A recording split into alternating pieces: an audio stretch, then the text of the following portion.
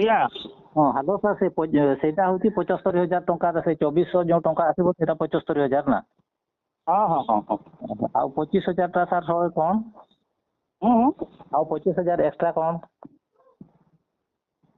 25,000 ଟା ଆପଣଙ୍କର ସେ ବ୍ୟାଙ୍କ ରଖୁଛି ଆପଣଙ୍କର ଧରନ୍ତୁ 2 ମାସର ଆପଣ EMI ଧରନ୍ତୁ ଠିକ ଭାବରେ ଦେଇଦେଲେ ବୁଝିଲେ ନା ଆଜ୍ଞା ସେଇଟା ଆଉ ଥରେ ରଖୁଛୁ ସେ ଆପଣଙ୍କୁ 2 ମାସ ପରେ ଡିସକାଉଣ୍ଟ କରିଦେବ ଏକାଉଣ୍ଟ ହେଲା ଓହୋ ସେଇଟା ଆମ ଲୋକାଲ ବ୍ରାଞ୍ଚ ବାଲା ରଖୁଛନ୍ତି ନା ବ୍ରାଞ୍ଚ ବାଲା ରଖୁଛନ୍ତି ଆଜ୍ଞା ଆମ ଆମ ବ୍ୟାଙ୍କରେ ସେଇଟା ରହିବ ନା ହଁ ହଁ ସେଇଟା ମୁଁ କହିତେ ଗଲେ ମୋ ପାଖରେ ଧର ରହିଲା କାହିଁକିନା ମୋ କାର୍ଡର ମୁଁ କରେଇଛି ନା ଆପଣ ଧରନ୍ତୁ 2 ମାସ ଭିତରେ EMI ଧର ଦେଇପାରିଲେନି ବୁଝିଲେ ନା ହଁ ସିକ୍ୟୁରିଟି ହିସାବ ରହିବ 25,000 ଟଙ୍କା ନା 2 ମାସ ପରେ ଏକାଉଣ୍ଟ ଆସିବ ଆଉ ସାର୍ ଏଇ ଯୋଉ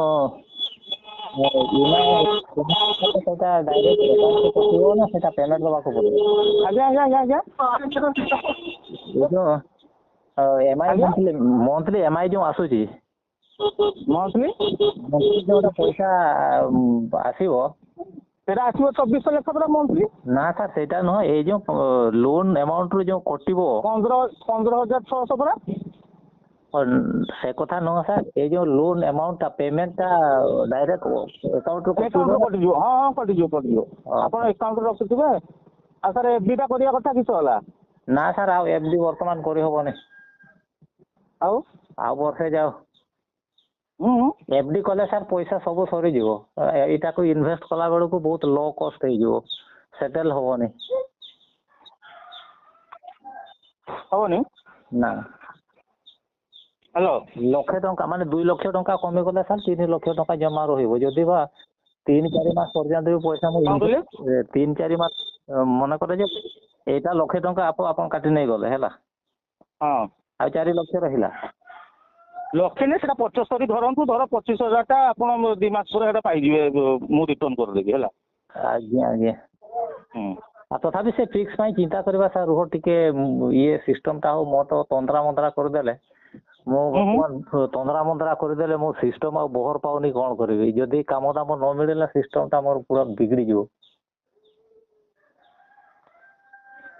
ଯାହା ସୁବିଧା ଅସୁବିଧା ମତେ ତ ଜଣେଇବେ ମୁଁ କରେଇବି ସୁବିଧା ଆଉ ବୁଝିଲେ ହଁ ସାର୍ ଆଉ ସେ ଲୋନ୍ ବାବଦରେ ସେ ଯୋଉ ବଣ୍ଡ ଫଣ୍ଡ ଆଉ କ'ଣ ରିଟର୍ନ ସିଷ୍ଟମ ସେଇଗୁଡ଼ା ସବୁ ବହି ଫହି ଦେବେ ନା କିଛି ନାହିଁ ହଁ ହଁ ଆପଣଙ୍କର 15 ଦିନ ଭିତରେ 7 ଦିନ ଭିତରେ ଆସିକି ଘର ପହଞ୍ଚିବ ତାପରେ ମତେ ଫୋନ୍ଟା ମାରିବେ ହେଲା ଆଜ୍ଞା ମୁଁ ଯାଇକି ଆପଣଙ୍କୁ ସବୁ ବୁଝେଇଦେବି ଘର ପାଖରେ ଯାଇକି ହେଲା ହଁ ନହେଲେ ଏଇନା ବଡ଼ ମୁଣ୍ଡ ବିନ୍ଧାର କାରଣ ହେଇଗଲା ଏତେ ଟଙ୍କା ଯେ ସାର୍ ନା ହ୍ୟାଲୋ ହଁ ବୁଝିପାରିଲେ ନା ଯେତେବେଳେ ଆପଣଙ୍କର ସେ କାଗଜଟା ଆସି ଘର ଆଡ୍ରେସରେ ପହଞ୍ଚିବ ଆଜ୍ଞା ମତେ ଫୋନ୍ଟା ମାରିବେ ହେଲା ହଁ ମୁଁ ଯାଇକି ଆପଣଙ୍କୁ ସେଠି ବୁଝେଇ ଦେଇକି ଆସିବି ଆଜ୍ଞା ଆଜ୍ଞା ବୁଝିପାରିଲେ ନା ହଁ କିଛି ଅସୁବିଧା ହବନି ଯାହା ଅସୁବିଧା ମତେ ଟିକେ ଫୋନ୍ଟା ମାରିବେ ମୁଁ ଯାଇକି ଆପଣଙ୍କୁ ସବୁ ଇଏ କରିଦେବି ହେଲା ହଁ ଆଉ ସାର୍ ଏଇଟା ପୁରା ଫିକ୍ସ ଇଣ୍ଟରେଷ୍ଟ ନା ଡ୍ରପିଂ ଇଣ୍ଟରେଷ୍ଟ ନା ଏଟା ଇଏ ନା ରିଡ୍ୟୁସିଂ ନା ଫିକ୍ସ ନୁହେଁ ଆପଣ ଧରନ୍ତୁ ଦେଇ ଚାଲିଲେ ଆଜ୍ଞା ବୁଝିଲେ ନା ହଁ ଦେଇ ଚାଲିଲେ ଆପଣଙ୍କର ଲାଷ୍ଟ କେତେଟା EMI ଆପଣଙ୍କର କମିକି ଆସିବ ବୁଝିଲେ ନା ଆଜ୍ଞା ସୁଧ କମି ଚାଲିବ ହଁ ବୁଝିଲେ ନା ଆଉ ପ୍ରି ପେମେଣ୍ଟ ସିଷ୍ଟମ ବି ଅଛି ୟା ପରେ ଭବିଷ୍ୟତରେ ହଁ ଆପଣ 6 ମାସ ପରେ ବୁଝିଲେ ନା ଆପଣଙ୍କୁ ଧରନ୍ତୁ EMI ହଉଛି 15,000 ଟଙ୍କା ହଁ 6 ମାସ ପରେ ଆପଣ କହିବେ ମୁଁ ଧର ଏକାଥରେ 50,000 ଟଙ୍କା ଡିପୋଜିଟ୍ କରିଦେବି ଆଜ୍ଞା ବୁଝିପାରିଲେ ନା ହଁ ଆପଣ ଚାହିଁଲେ ଏକାଥରେ 50,000 ଡିପୋଜିଟ୍ କରିଦେଇପାରିବେ ଆପଣ ମୂଳରୁ କମିଗଲା 50,000 ହଁ ସାର୍ ଏଇ ଯେଉଁ ହିସାବ ହେଇଛି ମନେ କରାଯାଉ 5 ଲକ୍ଷ ଟଙ୍କାର ଟୋଟାଲ କେତେ 10 ସମଥିଙ୍ଗର ଇଣ୍ଟରେଷ୍ଟ ହିସାବ ହେଉଛି ହଁ 10 ପଏଣ୍ଟ ସମଥିଙ୍ଗ ଆଉ ସମଥିଙ୍ଗ ମାନେ ହଁ 10 ପଏଣ୍ଟ ଆଉ ହଁ ସେଟାର ଆଭାରେଜ ହେଇଗଲେ ତ ପୁରା 5 ବର୍ଷ ପରେ ଲୋନ୍ ଆମାଉଣ୍ଟ ଆସିବ ଆପଣଙ୍କର 7.5 ଲକ୍ଷ ପାଖାପାଖି ଆପଣ ସେଇଠି 7.5 ଲକ୍ଷ ଯୋଉ ଆସିଲା ହଁ ଆପଣ ସେଇଠୁ 5 ଲକ୍ଷ ମାଇନସ୍ କରନ୍ତୁ ହେଲା। ହଁ ମାନେ 2.5 ଲକ୍ଷ ପାଖାପାଖି କେବଳ ଇଣ୍ଟରେଷ୍ଟ ହିଁ ପଡିବ। এই ଯୋଉ 2.5 ଲକ୍ଷ ଇଣ୍ଟରେଷ୍ଟ ପଡିଲା ତାକୁ ଆପଣ 5 ଲାଖ କରନ୍ତୁ କେତେ ପଡିଲା? ହଁ 50। 50,000 ହଁ ବର୍ଷକୁ। ହଁ ବର୍ଷକୁ 50,000 ହେଲେ ଲକ୍ଷରେ କେତେ 10,000? ଆଜ୍ଞା ବୁଝିପାରିଲେ ନା? ହଁ 10% ନେଇନା। ହଁ 10%।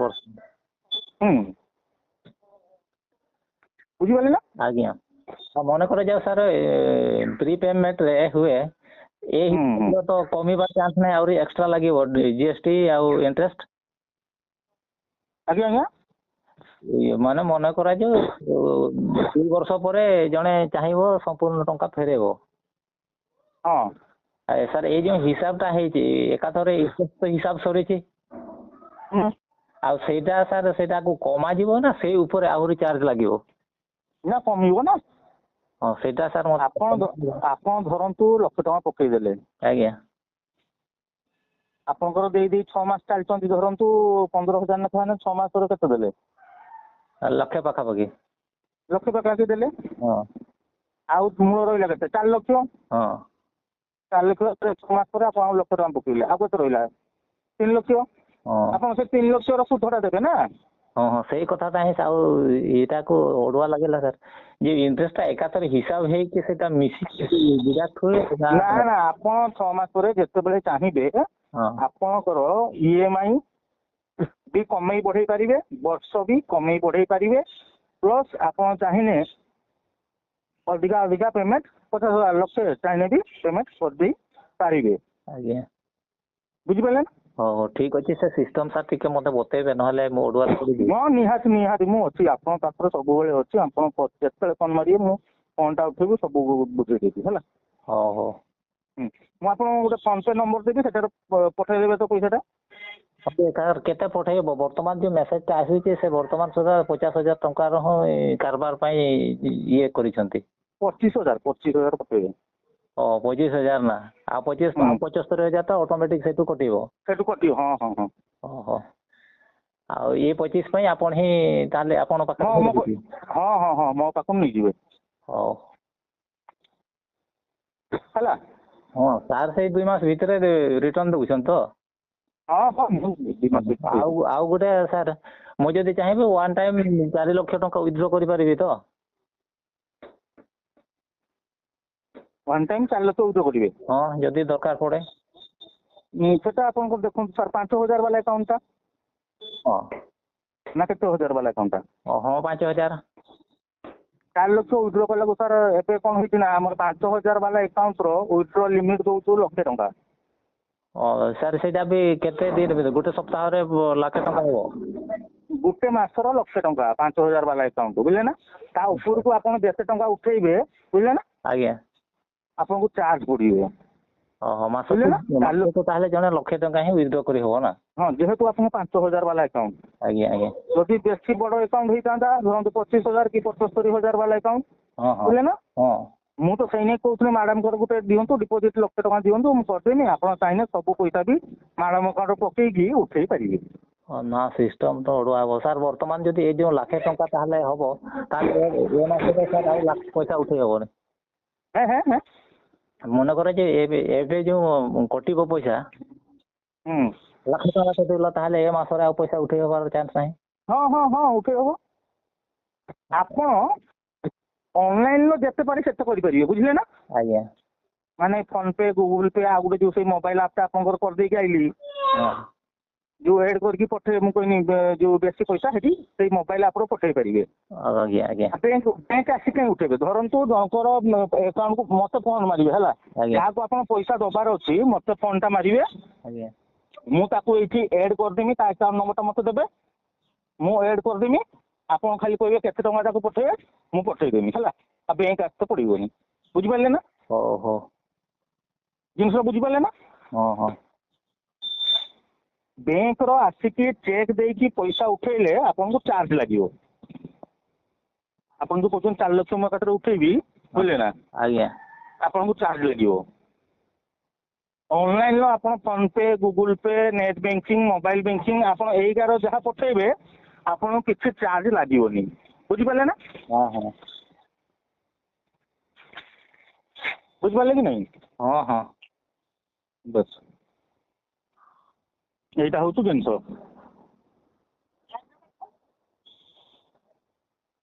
ବୁଝିଲେ ନା? ହଁ ସାର୍। ଆଉ ଏଇଟା କେତେ ଇନଷ୍ଟଲମେଣ୍ଟ ହବ ସାର୍?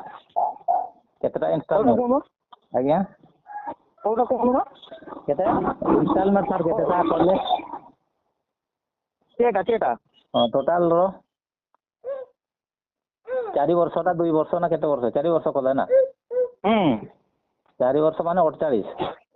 ହୁଁ ଆଉ ସାର୍ ଏଇଟା ଯୋଉ ମେସେଜ ଆସିଛି 5 ତାରିଖ କଟିବ ପଇସା, ସାର୍ 17 ତାରିଖ ପଇସା ପଠେଇଲେ 5 ତାରିଖ କଟେଇ ଦେଉଛନ୍ତି, ଏଇଟା ତ ମାସେ ହବନି। ହୁଁ ସାର୍ ଏଇ ମେସେଜ ଗୋଟେ ଆସିଛି 5/10 ପଇସା କଟିବ ଫାଷ୍ଟ ଇନଷ୍ଟଲମେଣ୍ଟ। ହଁ ଆର ମାସ 5 ତାରିଖକୁ। ହଁ ଆଉ ସାର୍ 5/17 ପଇସା ଆସିଲା 5ରେ, ତ ମାସେ ତ ହବନି ସାର୍। ନା ଆପଣ ଦେଖନ୍ତୁ, ଜିନିଷ ହଉଛି ଆପଣ 5 ତାରିଖ ପରେ ଲୋନ ନେଲେ ସେଟା କଟିବ 10 ତାରିଖ, ବୁଝିଲେ? ଆଜ୍ଞା 5 ତାରିଖ ଆଗରୁ ଲୋନ ନେଲେ ଆପଣଙ୍କର 1 ତାରିଖ ବି ଲୋନ ନେବେ 5 ତାରିଖ କଟିବ, ବୁଝିଲେ ନା? ହଁ ଆମର ହେଲା ଦିଟା ହେଲା ଡେଟ୍, 5 ତାରିଖ ଆଉ 10 ତାରିଖ, ଏଇ ଦିଟା ଡେଟ୍ ର କଟେ ପଇସା, ଲୋନ ପଇସା। ଆଜ୍ଞା second month second instalment sir ସେଇ 5ରେ କଟିବ ତ?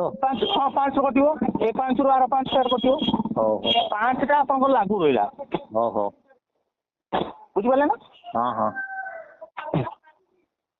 ବୁଝିପାରିଲେ କି ନାହିଁ? ଆଜ୍ଞା ଆଜ୍ଞା ଠିକ୍ ଅଛି। ଆଉ ମୁଁ ଆପଣଙ୍କୁ ଦଉଛୁ ଗୋଟେ ଫୋନ ପେ ନମ୍ବର, ସେଟା ପଠେଇଦେବେ, ବୁଝିଲେ ନା? ଆଜ୍ଞା। ଆଉ କିଛି କୁହନ୍ତୁ। ହଁ ସେଇ କଥା, ସେ ଡାଉଟ୍ ରହିଲା ସାର୍। କାଲି କହିଲେ 25ଟା ଆସିବ, ସେ ଭିତରେ ରିଟର୍ନ କରିବ, ଆଜି 2 ମାସ କରିଦେଲେ। ହୁଁ ଆଉ କିଛି ନୁହଁ। ସାର୍ ସେ 75 ଆଜି କଟିବ ନା କେଇଦିନ? ହଁ ଆଜି। ଓହୋ ସେଟା ଆପଣଙ୍କର ଯୋଉ 25,000ଟା, ବୁଝିଲେ ନା? ହଁ ସେଟା ସିକ୍ୟୁରିଟି ହିସାବରେ ମୋ ପାଖରେ ରହିଲା, ବୁଝିଲେ ନା? ଆଜ୍ଞା ଆପଣ 2 ମାସ EMI ଠିକ ଭାବରେ ଦେଲେ ହେଲା, ହଁ ମୁଁ ଆପଣଙ୍କୁ ପଇସାଟା ଆପଣଙ୍କୁ ଫେରେଇଦେବି, ବୁଝିଲେ ନା? ହଉ ହଉ। ଆଉ ବୁଝିଲେ ନା? ହଁ ସେଇଟା ତ ବୁଝିଲି। ହୁଁ ଆଉ କିଛିଟା କହୁଛନ୍ତି? ଆଉ ସେଇ 75ଟା ଆଜି କଟିଯିବ, ବୁଝିଲେ ନା? ହଁ 75 କଟିବ ସାର୍। ସେଇଟା କେତେ ବର୍ଷ ଚାଲିବ କଣ୍ଟିନ୍ୟୁ? ସେଟା ଲୋନ୍ କେତେ ବର୍ଷ ଆପଣଙ୍କର? ମାନେ ଲୋନ୍ ସରିଗଲେ ସେଟା ଆପେ ଆପେ ବନ୍ଦ ହେଇଯିବ ନା ଆପେ ଆପେ ପଇସା ରିଟର୍ନ ହେଇଯିବ? ଆପଣ ଚାହିଁଲେ ହଁ ସେଟାକୁ କଣ୍ଟିନ୍ୟୁ କରିପାରିବେ 12 ବର୍ଷ, କାଲି ଯୋଉ ସାର୍ କହିଲା ଅନୁସାରେ। ହଁ ହଁ ସେଇଟା ତ ମାନେ ବନ୍ଦ ନ କଲେ ସେଇଟା ଅଟୋମେଟିକ୍ ଚାଲିଥିବ ନା? ହୁଁ ହଁ ତଥାପି ସାର୍ କେତେ ବର୍ଷ ଚାଲିବ ସେଇଟା? ଏଇ ଲୋନ୍ ଯେତେ ବର୍ଷ ଅଛି ସେତେ ବର୍ଷ ଚଲାନ୍ତୁ, ତାପରେ ଦେଖିବା କିସ ହବ। ଓହୋ ସେଇଟା ପାଇଁ ଡାଉଟ୍ ରହିଲି ଯେ ସାର୍ ସେଇଟା କେତେ ବର୍ଷ ଚାଲିବ? ହୁଁ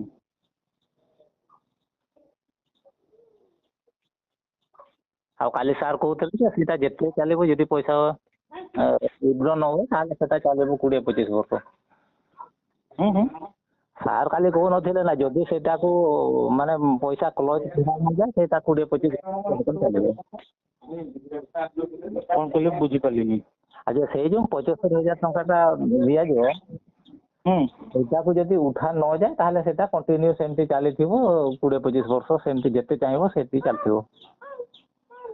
ହୁଁ ତାକୁ ଗୋଟେ କାମ କରିବେ, ହଁ ବୁଝିଲେ ନା? ହଁ ତାକୁ ଆର ବର୍ଷକୁ, ବୁଝିଲେ ନା? ଆଜ୍ଞା ଆର ବର୍ଷକୁ ଆଉ 75,000 ଦେଇଦେବେ, ବୁଝିଲେ ନା? ଆପଣଙ୍କ ଏକାଉଣ୍ଟକୁ 2400 ଲେଖା ପଳେଇ ଆସିଲା ମାସକୁ, ହଁ ପଳେଇ ଆସିଲା, ତାହେଲେ କେତେ ଆସିଲା ବର୍ଷକୁ? କେତେ ଆସିଲା? ବର୍ଷକୁ ସେଇ 25-28,000 ପାଖାପାଖି ଆସିବ। 12 ଦୁନେ 24, 12 ଚଉଦ 40, 30,000, ବୁଝିଲେ ନା? 30,000 ପହଞ୍ଚିବନି। ହଁ 30,000 ପହଞ୍ଚିବନି। ସେଇଟା ହିଁ ମୋର ଜାଣିବା ଦରକାର, ସେଇଟା କେତେ ବର୍ଷ ଚାଲିବ? ତାକୁ 3 ବର୍ଷ ଚଲେଇବେ। ହଁ ତାଠୁ ଆଉ ଏଇ ବେଶୀ ନାହିଁ। 3-4 ବର୍ଷ ଚଲେଇବେ। ସେଇ 3-4 ବର୍ଷ ହିଁ ଚାଲିବ ନା? ହୁଁ ଆଉ ମୁଁ ଭାବୁଛି ସେଟା 10 ବର୍ଷ ଖଣ୍ଡେ ଚଲେଇଲେ ହବନି? ଖାଲି ସେଇଟା? ହଉ